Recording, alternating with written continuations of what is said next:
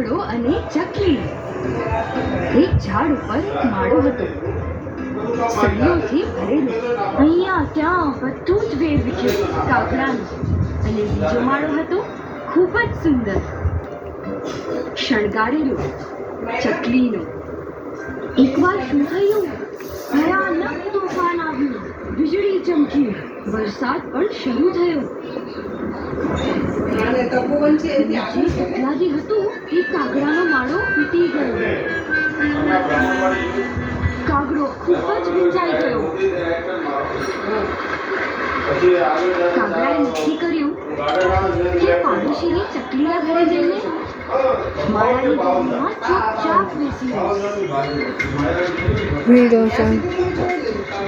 કાગડાએ ચકલીનો દરવાજો ખખડાવ્યો.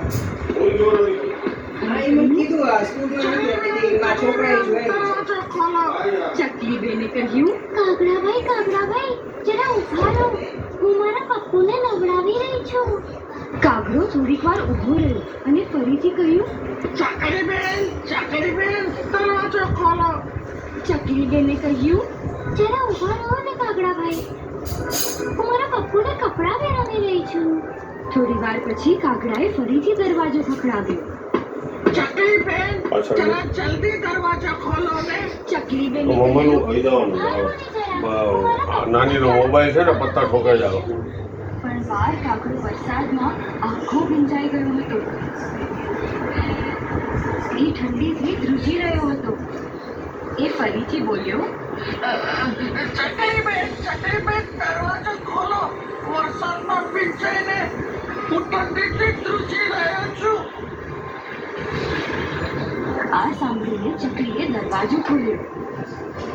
કાગડાભાઈને ઘરમાં બોલાવ્યા, શરીર લૂછવા માટે ટુવાલ આપ્યો અને કહ્યું, કાગડાભાઈ, અહીંયા બેસો, હું હમણાં જ લઈને આવું છું.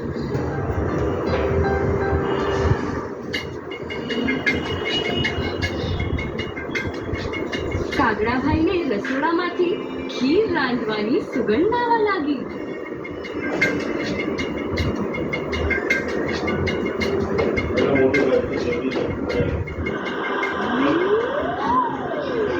એનાથી રહેવાયું નહીં. રસોડામાં ગયો. ઘરમાં ગરમ ઘીની સુગંધથી કાગડાને લાગી ખૂબ જ ભૂખ. અને પછી શું? એણે બીજું કંઈ જ ન વિચાર્યું. એણે ખીર ચટ કરી નાખી.